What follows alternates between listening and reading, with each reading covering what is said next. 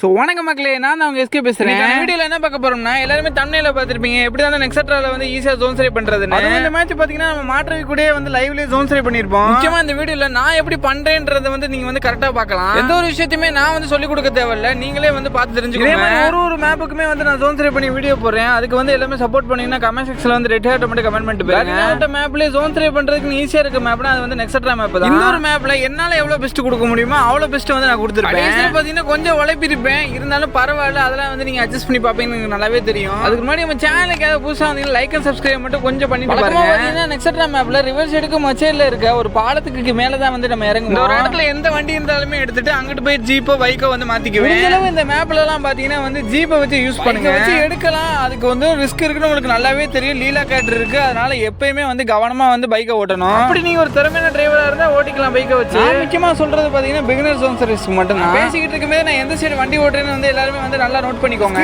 வீடியோல இருக்கிற மாதிரி தான் வந்து எப்பயுமே நெக்ஸட்ரா மேப்ல வந்து ஜோன் சரி பண்ணுவேன். சென்டர் பாயிண்ட்க்கே போகவே மாட்டேன். ஜோன் வந்து கவர் ஆனா மட்டும் தான் வந்து சென்டர் பாயிண்டே போவேன். ஸ்டார்டிங்லயே பாத்திருப்பீங்க 3 அட்டாக்கர் இருப்பாங்க. ஜோன் சரி வர கடைசி வரைக்கும் எப்படி நின்று எவ்வளவு காயின் எடுக்க முடிஞ்சு எவ்வளவு மெடிக்கல் எடுக்க முடிஞ்சுன்றது வந்து இந்த ஒரு வீடியோல வந்து உங்களுக்கு நல்லாவே தெரியும். முக்கியமா இருக்கக்கூடியது பாத்தீங்கன்னா வந்து கான்பிடன்ஸ் தான். அந்த கான்பிடன்ஸ் இருந்தாலே வந்து நீங்க கடைசி வரைக்கும் நல்லாவே ஜோன் சரி பண்ண முடியும். எக்ஸாம்பிளுக்கு நம்ம தமிழ் கம்யூனிட்டில எக்கச்சக்கமான ஜோன் சரிஸ் இருப்பாங்க.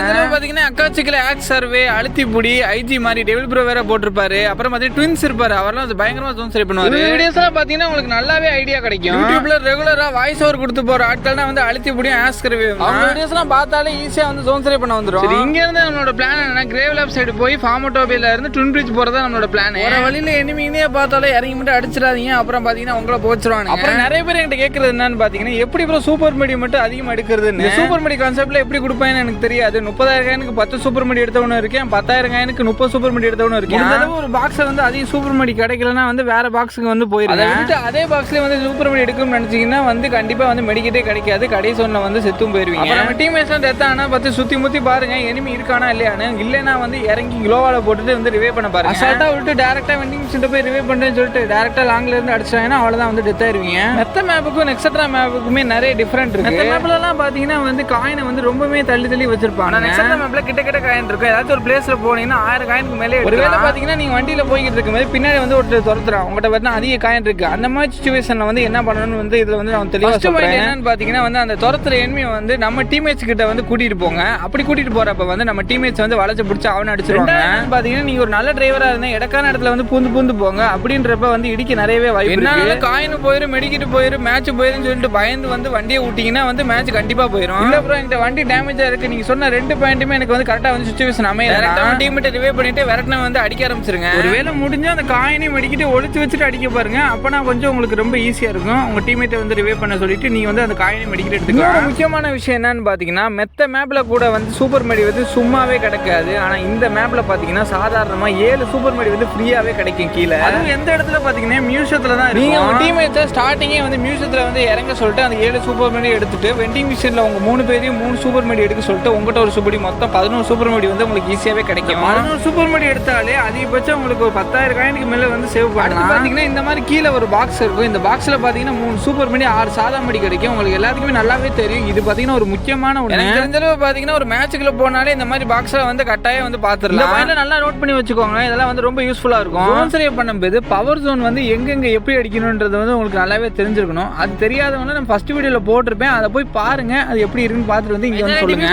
என்ன பண்றீங்கன்னு பாத்தீங்கன்னா சூப்பர் மெடி மட்டுமே எடுக்கணும்னு நினைக்காதீங்க. சாதா மெடியுமே அதிகமா வேணும். சாதா மெடி பாத்தீங்கன்னா ஒரு 16-17 கிட்ட வச்சுக்கோங்க. சொல்ற எல்லாருமே சூப்பர் மெடி தான் எடுக்க சொல்லுவாங்க. நீ ஏன்டா சாதா மெடி அதிகமா எடுக்க சொல்ற அப்படி சொல்றது நீங்க நல்லாவே கேக்குது. மேப்லாம் பாத்தீங்கன்னா மூவி ஜோனுக்கு முன்னாடி ஒரு ஜோன் இருக்கும். அந்த ஜோனே வந்து பவர் ஜோனா வந்து நம்மளுக்கு வந்து தெரியும். எக்ஸட்ரா மேப்ல பாத்தீங்கன்னா வந்து மூவிங் ஜோன்ல மட்டும் தான் பவர் ஜோன் வந்து அடிக்கும். இந்த கான்செப்ட்னால தான் எக்ஸட்ரா மேப்புமே ரொம்ப ஈஸியாவும் இருக்கு. பாயிண்ட்லாம் வந்து கடைசி ஜோன்ல வந்து நான் சொல்றேன் நம்மட்ட ஒரு சரியா வந்து ஒரு 5100 காயினுக்கு மேலே இருக்கு. மேக்ஸிமம் பாத்தீங்கன்னா இந்த காயின்ல வந்து சுத்தமா பத்தவே பத்தாது. முக்கியமா டீம்மேட்ஸ் எல்லாம் வந்து காயின் இருந்துச்சுன்னா உடனே போய் வாங்கிட்டு வந்துருங்க. முட்டை காயின் தான் இருக்கு, நம்மகிட்ட கம்மியான காயின் தான் இருக்கு. இதை வச்சு எப்படி ப்ரோ ஜோன் சரி பண்றது உங்களுக்கு ஒரு பெரிய டவுட்டா இருக்கும். காயினை மட்டும் செலவு பண்ணாதீங்க. கடைசியில் வந்து ஒரு சின்ன ட்ரிக் சொல்றேன், அதை படி நடந்துக்கோங்க. உங்க வண்டி ரொம்ப கிரிட்டிக்கல் கண்டிஷன்ல இருந்தா அடுத்த வண்டியை வந்து டைரக்டா வந்து மாத்திருங்க. உங்களுக்கு பாத்தீங்கன்னா ஜீப் ஓட்டிட்டு இருக்கீங்க, அந்த ஜீப் வந்து பாத்தீங்கன்னா ரெட் டாட்ல இருக்கு. அந்த மாதிரி சிச்சுவேஷன்ல உங்க கண்ணுல வந்து ஒரு லாம்பர்கோனி தெரியுதுன்னா அந்த லாம்பர்கோனி எடுத்ததுக்கு அப்புறம் அந்த லாம்பர்கோனியை வச்சு அடுத்த ஜீப்போ பைக்கோ வந்து தேட பாருங்க. போகும்போது பாத்தீங்கன்னா ஏதாச்சும் ஒரு இடத்துல ஜீப்போ பைக்கோ கிடைக்கும், அதை எடுத்து வந்து நீங்க யூஸ் பண்ணிக்கலாம். இடத்துல பாத்தீங்கன்னா நம்ம ஜீப் ஃபுல்லா டேமேஜா தான் இருக்கும். எதுவுமே நம்ம வண்டி டார்கெட் பண்ணிட்டேன்னு சொல்லிட்டு வேற இடத்துல வண்டியை கொளுத்திடுவேன்னு சொல்லிட்டு கவரான பிளேஸ்ல போய் விட்டு வண்டியை கொளுத்தி விட்டுருவாங்க. விட்டுருவேன். நம்ம டிரைவர் பாட்டதெல்லாம் பாத்தீங்கன்னு வச்சுக்கோங்களேன்.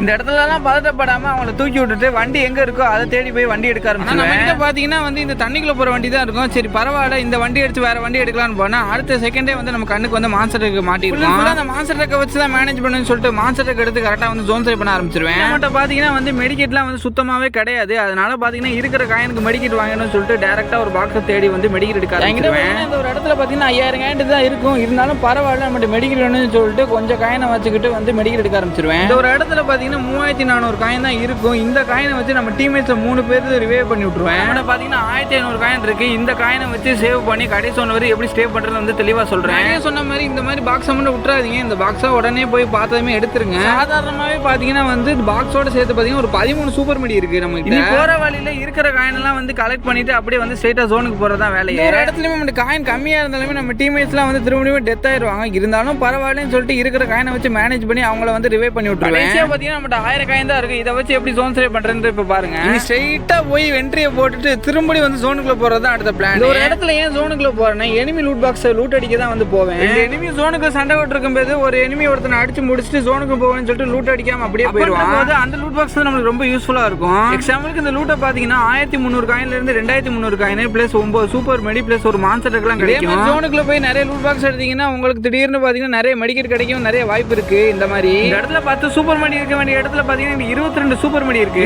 ஜோனுக்குள்ள போறதா வேலையே. கடைசி ஜோன்ல மெத்த மேப்ல இல்லாத மாதிரி இந்த மேப்ல வந்து கொஞ்சம் டிஃபரெண்டாவே இருக்குன்னு நான் ஏற்கனவே சொல்லியிருந்தேன். மேப்பை பொறுத்தளவு மூவிங் ஜோன்ல மட்டும் தான் வந்து பவர் ஜோன் அடிக்கும். மெத்த மேப்ல பொறுத்தளவு பாத்தீங்கன்னா வந்து மூவிங் ஜோனுக்கு முன்னாடி ஜோனே வந்து பவர் ஜோன் அடிக்கும். ஆனா நெக்ஸ்ட்ரா மேப்ல அப்படி கிடையவே கிடையாது. என்ன பண்ணணும் பாத்தீங்கன்னா ஜோன் என்ட்ரி போட்டு திரும்பி ஜோனுக்குள்ள போறதா வேலையை. நெக்ஸ்ட்ரா மேப்ல கவனமா ஒண்ணு ஞாபகம் வச்சுக்கோங்க. ஜோன் என்ட்ரி போறதுக்கு முன்னாடி கீழே ஒரு 6 நம்பர் இருக்கு பாத்தீங்களா. 6 நம்பர் வந்தாதான் பவர் ஜோன். நீங்க 6 நம்பர் உள்ள வரையும் வந்து நீங்க ஜோனுக்குள்ள தெரியலாம். பாத்தீங்கன்னா சாதாரணமாவே 3வது ஜோனுக்கு மேல பாத்தீங்கன்னா வந்து பவர் ஜோன் ஆரம்பிச்சிடும். என்னதான் ஆரம்பிச்சாலுமே ஜோன் என்ட்ரி பாயிண்ட் வந்து நல்லாவே நான் வச்சுக்கோங்க 6 நம்பரை. இனி பாத்தீங்கன்னா வந்து கடைசி மூவிங் ஜோன் வந்து ஆரம்பிச்சிடும். இந்த இடத்துல தான் வந்து நான் ஒரு பெரிய மிஸ்டேக்கே நான் வந்து பண்ணுவேன். இந்த இடத்துல பாத்தீங்கன்னா டீம்மேட்ஸ்லாம் வந்து வரிசையா டவுன் ஆக ஆரம்பிச்சிருவாங்க. நானுமே வெண்டிங் சென்டர் போயிட்டு ஒரு ஆள் ரிவைவ் வேற பண்ணிடுவேன். பாத்தீங்கன்னா சோல்ட் அவுட் வேற ஆயிரும்.